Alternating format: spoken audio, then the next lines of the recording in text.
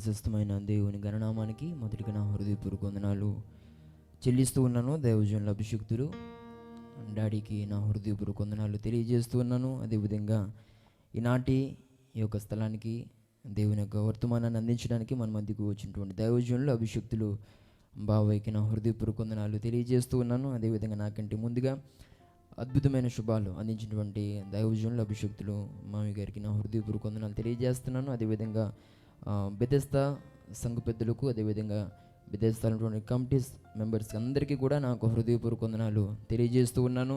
అదేవిధంగా ఈ రాత్రి ఈ యొక్క స్థలానికి చేరి వచ్చినటువంటి మీ అందరికీ కూడా ప్రభువైనటువంటి యేసుక్రీస్తు వారి నామములో నాకు ప్రత్యేకమైన శుభాభివందనాలు తెలియజేస్తూ ఉన్నాను.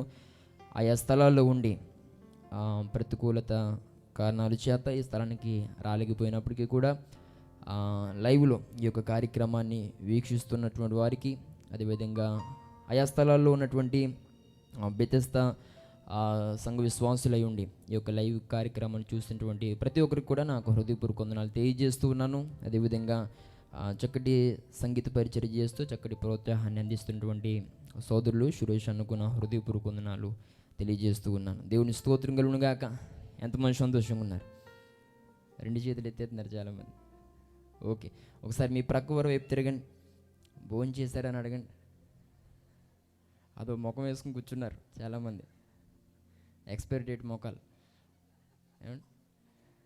ఓకే, మనకు ఎన్ని ఇబ్బందులున్నా, ఎన్ని ప్రతికూలతలున్నా, ఎలాంటి సమస్యలలో నుండి మనం ఈ స్థలానికి వచ్చినప్పటికీ దేవుడు మనతో మాట్లాడుతూ ఉండగా మన యొక్క జీవితాలు సంతోషంతో ఆనందంతో నింపబడి ఈ స్థలము నుండి మీరు దేవుని దీవెన ఆశీర్వాదాన్ని పొందుకుని మీరు తిరిగి వెళ్ళబోతున్నారని నేను సంపూర్ణంగా విశ్వసిస్తున్నాను. దేవుని స్తోత్రం కలుగును గాక. హల్లెలూయా. ఈ ప్రపంచంలో చాలామంది పుట్టారు, చాలామంది ఎన్నో మంచి కార్యక్రమాలు చేసి ఈ దేశానికి ప్రపంచానికి ఎన్నో సేవలు అందించి చనిపోయారు. అయితే అలాంటి గొప్పవారిని ఇప్పుడు మనము చాలామందిని మర్చిపోయాం. వారు గొప్పవారు అయినప్పటికీ, ఎన్నో గొప్ప పనులు చేసినప్పటికీ వాస్తవానికి టక్కన ఒక 10 మంది పేర్లు చెప్పమంటే ఈరోజు మనం అది చెప్పలేం. ఎందుకు మనం అలాంటి గొప్ప వారిని మనము మర్చిపోయాం? కానీ ఈనాటికి యేసుక్రీస్తు ప్రభువును ఈ రోజుకి ఎందుకు మనం మర్చిపోలేకపోతున్నాం అని మనం ఆలోచన చేస్తే, గతించిన 2000 సంవత్సరాలు నుండి యేసుక్రీస్తు ప్రభువుని మనం ఎందుకు గుర్తుపెట్టుకుంటున్నాం? ఈయన యొక్క జన్మదిన వేడుకలు ఎంతో వైభవంగా, ఎంతో ఆర్భాటంగా, ఎంతో ఘనంగా మనము ఎందుకు వేల రూపాయలు ఖర్చు పెట్టి కార్యక్రమాల్ని చేస్తున్నామనంటే, యేసుక్రీస్తు ప్రభువారు ఈ లోకమునకు దిగొచ్చినటువంటి ఎంతోమంది గొప్పవారి కంటే గొప్ప దేవుడు గనక. దేవుని స్తోత్రం కలుగును గాక. యేసుక్రీస్తు ప్రభువారు లాంటి దేవుడు ఈ లోకంలో మరొకరెవరు లేరు. ఆయన ఈ లోకానికి ఏదో ఒక మతాన్ని స్థాపించడానికి రాలే. ఆయన్ని కలిగినటువంటి వారు కూడా మతం మార్చడానికి భూమి మీద లేరు. ఈ రోజుల్లో చాలామంది మాట్లాడుతూ అంటున్నారు, మనల్ని పట్టుకుని వారు మతాన్ని మార్చేస్తున్నారు అని మాట్లాడతారు. అయితే అలా మాట్లాడుతున్న వారికి నేను ఒక మాట అంటాను, మీరు కూడా ఈ మతంలో ఉన్న వారిని మీ మతంలోనికి మార్చేసుకోండి. ఎందుకు ఈ మాట నేను అనగలుగుతున్నాను అంటే, మతం మారిన వారిని మరలా వేరే మతంలోకి మార్చేయచ్చు, కానీ మనసు మార్చుకున్న వారిని ఎవరు మార్చలేరు. గట్టిగా చప్పులు కూడా దేవుని నామమున మహిమపరచు. ఈ రాత్రి ఈ స్థలంలో ఎలాంటి వారు ఉండాలి అని అంటే, మనస్సును మార్చుకున్నవారు మాత్రమే ఉండాలి. ఒకవేళ మనము ఆయా పరిస్థితులతో, ఈ లోక అనుభవాలతో నింపబడిన వారమైనప్పటికీ కూడా దేవుడు మాట్లాడగా సరిచేసుకుని గొప్ప దీవెన పొందుకుని ఈ స్థలము నుండి తిరిగి వెళ్ళబోతున్న వారిగా మనము ఉండాలి. దేవుని స్తోత్రం కలుగును గాక. యేసుక్రీస్తు ప్రభు వారిని ఎందుకు మనం ఇంతగా గణపరుస్తున్నాం? ఆయన జన్మదిన వేడుకల్ని ఇంతగా మనం ఎందుకు సెలబ్రేట్ చేసుకుంటున్నాం? అసలు ఆయన ఎలాంటి దేవుడు అని మనం ఆలోచన చేస్తే, యేసుక్రీస్తు ప్రభువారు జన్మించిన వెంటనే యేసుక్రీస్తు ప్రభువారి యొక్క తల్లి అయిన మరియా, అదేవిధంగా యేసుక్రీస్తు ప్రభు తండ్రి అయినటువంటి యోసేపు ఆ యొక్క చిన్న బిడ్డను తీసుకుని యెరూషలేములో ఉన్నటువంటి ఒక వ్యక్తి దగ్గరికి వారు వెళతారు. ఆ వ్యక్తి ఎలాంటి వాడు అని అంటే, యెరూషలేము ప్రజల యొక్క ఆదరణ కోరుతున్నవాడు. అతడు ఒక ప్రత్యేకమైన విధానములో దేవుని యొక్క పరిశుద్ధాత్మను పొందుకున్నవాడు. అలాంటి పరిశుద్ధాత్మను పొందుకున్నటువంటి ఆ వ్యక్తి దగ్గరికి, అలాంటి ప్రజల యొక్క ఆదరణ కోరుతున్నటువంటి ఆ యొక్క వ్యక్తి దగ్గరికి ఈ యొక్క యోసేపు మరియలు ఆ యొక్క చిన్నారి బిడ్డను తీసుకుని ఆ వ్యక్తిని కలుసుకుని ఆయన చేతుల్లో ఈ వ్యక్తిని ఉంచుతాడు. అప్పుడు ఒక 4 అనుభవాలు నాకు ఈయనలో కనబడుతున్నాయి అని ఆ వ్యక్తి చెప్పగా మనము దేవుని యొక్క వాక్యంలో చూడగలుగుతాం. దయచేసి ఒకసారి దేవుని యొక్క వాక్యాన్ని చూద్దాం. లూకా సువార్త 2వ అధ్యాయం, లూకా సువార్త 2వ అధ్యాయం 29వ వచనం 34వ వచనాన్ని ఒకసారి మనము చదువుకుందాం. నాదా, ఇప్పుడు నీ మాట చెప్పున సమాధానముతో నీ దాసుని పోనిచ్చుచున్నావు.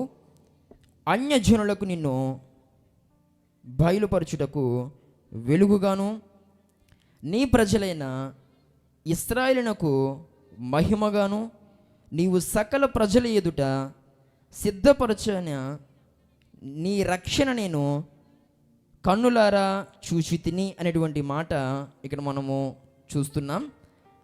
అయితే ఇంత గొప్ప మాటలు మాట్లాడుతున్నటువంటి ఆ వ్యక్తి ఎవరు అని అంటే, పై 25వ వచనంలో మనం చూస్తాం, సిమ్యోను అనేటువంటి ఒక వ్యక్తి. ఈ వ్యక్తి పరిశుద్ధాత్మతో నింపబడిన వాడు కనుక యేసుక్రీస్తు ప్రభువుని తన చేతుల్లోకి తీసుకుని ఆ యేసుక్రీస్తు ఆ ప్రభు యొక్క ముఖాన్ని అలా చూస్తూ తన తల్లిదండ్రులతో ఇలా అంటున్నాడు, ఈ చిన్న బిడ్డలో నాకేం కనబడుతుంది అని అంటే, ఈయనలో నాకు సమాధానము కనబడుతుంది అన్నాడు. దేవుని స్తోత్రం కలుగును గాక. యేసుక్రీస్తు ప్రభువులో షిమ్యోనికి ఏం కనబడింది? ఈరోజు యేసుక్రీస్తు ప్రభుని నమ్ముకున్న నాటి నుండి నేటి వరకు మనము ఏం పొందుకుంటున్నాం ఆయన ద్వారా అని అంటే, సమాధానాన్ని పొందుకుంటున్నాం. యేసుక్రీస్తు ప్రభువుని నమ్ముకుని రోడ్డును పడిపోయిన వారు ఎవరు లేరండి. యేసుక్రీస్తు ప్రభువుని నమ్ముకుని మొత్తం నిర్వెల్లా నాశనం అయిపోయిన వారు ఎవరు లేరు. మనసు చెడిపోయి యేసుక్రీస్తు ప్రభు దగ్గరికి వచ్చినప్పుడు ఆయన సమాధానంతో నింపినటువంటి అనుభవాలు. ఈరోజు యేసుక్రీస్తు ప్రభుని నీ హృదయంలోనికి చేర్చుకుంటే, ఒక్కసారి యేసుక్రీస్తు ప్రభుని నీవు రుచి చూడగలిగితే, ఈ రాత్రి నీవు ఈ స్థలములో నుండి గొప్ప సమాధానంతో నువ్వు తిరిగి వెళ్ళబోతున్నామని దేవుని సేవకుని నేను విశ్వసిస్తున్నాను. దేవుని స్తోత్రం కలుగును గాక. ఈ రోజుల్లో చాలామందికి సమాధానము లేదు. పైకి ఏదో పెద్ద పులి వేషం వేసుకున్నట్టుగా, ఏమండి, బాగా కొవ్వున్న పదార్థాలు తినేసి ఇలా కనబడుతున్నారు కానీ పెద్ద పెద్ద ఆకారాలతో. కానీ ఈ రోజుల్లో చాలామందికి ఏం లేదు, సమాధానం లేదు, శాంతి లేదు, నెమ్మది లేదు. పైకి నవ్వుతున్నారు కానీ హృదయంలో ఏదో రకమైనటువంటి దుఃఖంతో, ఆవేదనతో. ఈరోజు మీలో కూడా చాలామంది అలాగే కూర్చున్నారు. దేవుని స్తోత్రం కలుగును గాక. మీకు ఏయో ఉన్నాయి, ఏయో ఉంటే తర్వాత చూసుకోండి, కానీ ఇక్కడ వాటిని మీరు చూపించద్దు. దేవుని స్తోత్రం కలుగును గాక. హల్లెలూయా. దీన్ని బట్టి ఏమర్థం అవుతుందనంటే, మనకు సమాధానము లేదు. నిజమేనండి, ఈ రోజుల్లో చాలామందికి సమాధానం లేనటువంటి అనుభవాలు. మొట్టమొదటిగా మనకి దేవునితో సమాధానము ఉండాలి. దేవుని స్తోత్రం కలుగును గాక. ఆయన లోకానికి వచ్చినదే దేనికి అంటే, నిన్ను తనతో సమాధానపరుచుకుని అట్టి సమాధానాన్ని నీ జీవితంలోనికి ఆయన ఇవ్వాలని.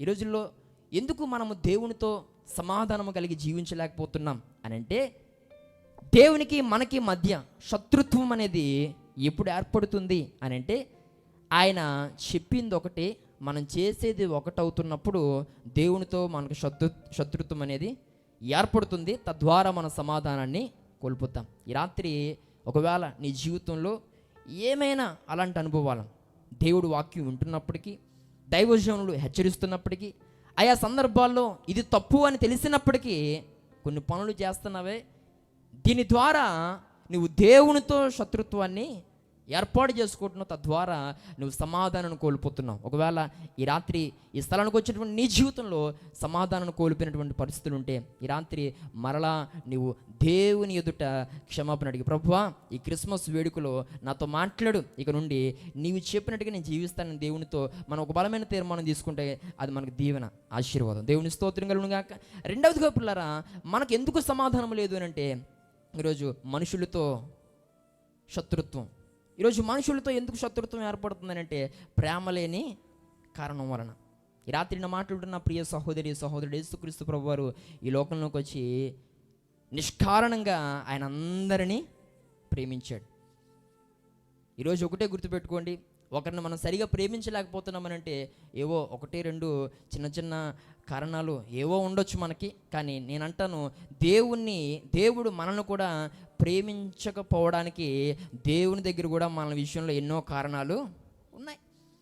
ఈరోజు ఒక వ్యక్తిని ఏదో ఒక కారణం చూపించి నువ్వు ప్రక్కన పెడుతున్నట్లయితే అలా అనుకుంటే దేవుడు కూడా నిన్ను ఎన్నో లోపాలు చూపించి నిన్ను కూడా దేవుడు ప్రక్కన పెట్టచ్చు. అంటే దేవుడు నీతో మాట్లాడుకొని నిన్ను ప్రక్కన పెట్టేస్తే నీ వైపు చూడకుండా నిన్ను వదిలేయడానికి దేవుని దగ్గర ఎన్నో కారణాలు ఉన్నాయి. కానీ ఆయన అన్ని కారణాలను ప్రక్కన పెట్టి ఆయన ప్రేమతో నిన్ను ప్రేమిస్తున్నాడు. శాశ్వతమైన ప్రేమతో దేవుని ప్రేమిస్తున్నాడు. ఈరోజు అటువంటి దేవుని ప్రేమను పొందుతున్న నీవు ఇతరులకు కూడా అదే ప్రేమను పంచుతూ నువ్వు అందరితో సమాధానంగా ఉండాలని ఈ క్రిస్మస్ శుభాల్లో నేను తెలియజేస్తూ ఉన్నాను. దేవుని స్తోత్రం కలుగును గాక.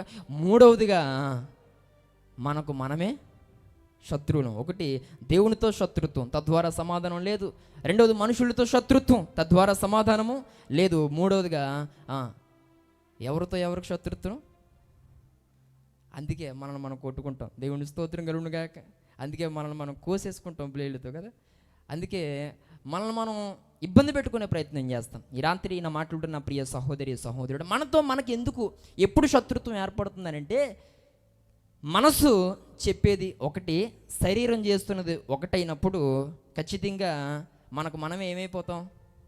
శత్రువులం అయిపోతాం. మనసేమో దేవుని మాట వింటది, శరీరం ఏమో ఈ లోకం మాట, ఈ లోక మనుషుల మాట విని నేను అలా నడిపించే ప్రయత్నం, మనసేమో ఇలా నడిపించే ప్రయత్నం, ఎటు వెళ్ళాలో తెలియక దాంతో దీంతో కూడా గొడవాడేస్తుంటాను. దేవుని స్తోత్రం కలుగును గాక. ఇంక శత్రుత్వమే నీ జీవితంలో. ఈరోజు ఏం చేయాలో కొన్ని సందర్భాల్లో ఇటు లోకానుసారంగా జీవించాలన్నా ఆశ, ఇటు దైవికంగా జీవించాలన్నా ఆశ. దేవుని సన్నిధికి వస్తే అబ్బా ఇలా నేను ఉండాలనుకుంటున్నాను కానీ ఎందుకు ఉండలేకపోతున్నాను, మరలా లోకంలో ఉంటే అలాగే జీవించాలన్నటువంటి పరిస్థితి. కొన్ని సందర్భాల్లో ఇటు లోకమా ఇటు దేవుడా తేల్చుకోలేని పరిస్థితి. లోక అనుభవాల, లోక తలంపుల, ఇటు దైవికమైనటువంటి ఆత్మీయత ఏంటో ఈరోజు తేల్చుకోలేని పరిస్థితుల్లో ఈరోజు కొంతమంది ముందుకు కొనసాగుతూ ఉన్నారు. తద్వారా తమ జీవితాల్లో సమాధానాన్ని కోల్పోతున్నారు. ఈ రాత్రి దేవుని సేవకుని తెలియజేస్తూ ఉన్నాను, నీ జీవితంలో నువ్వు సమాధానంతో నింపబడాలని దేవుని సేవకుని నేను తెలియజేస్తున్నాను. దేవుని స్తోత్రం కలుగును గాక. ఒక మాట కొలసీలకు రాసిన పత్రిక 3వ అధ్యాయం 15వ వచనంలో ఈ విధంగా రాయబడి ఉంది. కొలసీలకు రాసిన పత్రిక 3వ అధ్యాయము 15వ వచనంలో ఈ విధంగా రాయబడి ఉంది. దయచేసి చదవండి. క్రీస్తు అను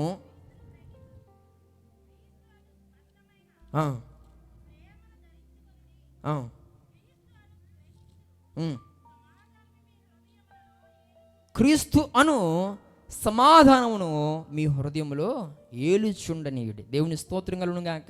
యేసుక్రీస్తు ప్రభు సమాధానకర్తగా ఈ లోకానికి వచ్చాడు. దయచేసి ఇన్ని క్రిస్మస్లో పాల్గొని ఇన్ని క్రిస్మస్ సందేశాలు వింటున్నటువంటి నీ జీవితంలో నీ మనసులో కాస్తంత సమాధానాన్ని ఉండనివ్వు. దేవుని స్తోత్రం కలుగును గాక. క్రీస్తును సమాధానమును మీలో ఉండనియుడి అనుందా? మరి వినవే మాట. చాలా సమయాల్లో నీ అనుభవాలు నీవే, నీ తలంపులు నీవే, నీ కోపం నీదే, నీ ఆవేశం నీదే. ఇక నుండి వీలైనంత మట్టుకు సమాధానంతో ముందుకు వెళ్ళడానికి మనం ప్రయత్నం చేద్దాం. దేవుని స్తోత్రం కలుగును గాక. అయితే గమనించండి, ఆ శిశువును చూచి షిమ్యోను ఏమన్నాడు? ఈయనలో నాకు సమాధానము కనబడుతుంది. ఇంకా క్రిందకు వస్తే మూలవాక్యం నేను చూపించాను కదా, ఆయనలో నాకు వెలుగు కనబడుతుంది అన్నాడు. ఈరోజు నువ్వేమై ఉన్నావో నీకు తెలియాలంటే నువ్వు వెలుగులోనికి రావాలి. దేవుని స్తోత్రం కలుగును గాక. చీకట్లో ఉంటే పిల్లరా మనం ఏంటో మనకి తెలియదు. నేను చీకట్లో ఉన్నాను అనుకోండి, నన్ను ఎవరైనా గుర్తుపడతారా? నేను వెలుగులోనికి వస్తేనే నేను వేసుకున్న డ్రెస్ కలర్ ఏంటో, లేకపోతే నేను ఎవరినో ఏంటో నా పరిస్థితి మొత్తం అర్థమవుద్ది. కాబట్టి యేసయ్య మార్గం వెలుగుతో నింపబడినటువంటి మార్గం. ఈరోజు నీ జీవితం ఏంటో నీకు అర్థం కావట్లేదు. కొన్ని సందర్భాల్లో నా జీవితం ఎటు వెళ్ళిపోతుంది అన్నట్లుగా ఈరోజు నీ పరిస్థితి ఉంటే, చీకట్లో చూడు ఎటు వెళ్ళిపోతావో తెలియదు, ముందేముందో తెలీదు, వెనకేముందో తెలియదు, ఎటు గుద్దేసుకుంటావో తెలియదు. ఈరోజు వెలుగులో ఉండి కూడా చీకటి అనుభవాలు నీ జీవితంలో పనిచేస్తున్నాయనంటే డెఫినెట్లీ నువ్వు చీకటిలోనే ఉన్నావని అర్థం. ఈ రాత్రి దేవుని సేవకుని తెలియజేస్తున్నాను, ఇంతటి వెలుగులో కూర్చుంటే కాదు, ఇలాంటి వెలుగే నీ జీవితంలో కూడా ఉండాలి. దేవుని స్తోత్రం కలుగునుగాక. కొంతమంది బల్బులు ఎత్తుకుని దానికి ఎందుకు కూర్చుంటుంటారు కదా, దేనికోసం? నాకు బైబిల్ ఆనాలని ఇక్కడ కూర్చుంటున్నాను అంటారు. ఏం కాదు, చలి కోసం, ఎంతో కొంత వేడవుతుందని, లేకపోతే ఫోటోలో బాగుపడాలని, ఏవో ప్లాన్లు ఉంటాయి అనుకోండి. దేవుని స్తోత్రం కలుగునుగాక. సరే, ఏదేమైనప్పుడు కూడా చీకటిని ఎవరు ఇష్టపడరు. కరెంటు పోతే చాలామందికి బోలు కోపం వచ్చేది. కరెంటుడు ఎన్ని సివట్లు తింటాడో మన వల్ల, ఏమండి? ఆడికి ఏయో టెక్నికల్ ప్రాబ్లమ్స్ ఉంటే మొత్తానికి ఒకసారి అక్కడెక్కడో పంది పడ్డదనో, లేకపోతే ఇంకో చోట ఇంకోటో ఏదో కారణం చేత ఒక అరగంట తీస్తే ఈ అరగంట నీకు 24 గంటలు కరెంట్ ఇచ్చి ఆడు బోల్డ్ తిట్లించుకుంటాడు అనమాట. గమనించండి, అంటే చీకట్లో ఉండలేక, ఆ బాధ భరించలేక. కాబట్టి గమనించండి, ఈరోజు నీ జీవితంలో ఏదో నీ కంటికి కనబడుతున్న చీకటిని మాత్రమే నువ్వు ద్వేషించడం కాదు, కానీ నీ జీవితంలో మరి అలాంటి చీకటే ఈరోజు నువ్వు అనుభవిస్తున్నావు. పైకి ఏదో కనబడుతున్నావు కానీ లోపల చీకటి జీవితం, రహస్య జీవితాలు ఈరోజు నేను ఏలుతున్నట్లయితే కనుక దేవుని సేవకుని తెలియజేస్తున్నాను, నువ్వు సరి చేయబడి ఈ రాత్రి నువ్వు ఈ స్థలం తిరిగి వెళుదువుగాక. ఆమేన్. మూడవదిగా పిల్లరా, ఆ శిశువుని చూచి సిమియోను అంటాడు, నాకు ఈయనలో మహిమ కనబడుతుంది అన్నాడు. ఆయనలో సిమియోనికి ఏం కనబడిందట? యేసుక్రీస్తు ప్రభువారు మహిమగా ఆయన ఈ లోకానికి వచ్చాడు. ఎందుకనంటే ఘనహీనమైన మన బ్రతుకులను ఘనంగా తీర్చిదిద్దడానికి, ఎన్నికలేని జీవితాలని పిల్లరా ఒక ఘనమైన స్థాయిలో ఉంచడానికే ఆయన ఈ లోకానికి వచ్చాడు. దేవుని స్తోత్రం కలుగునుగాక.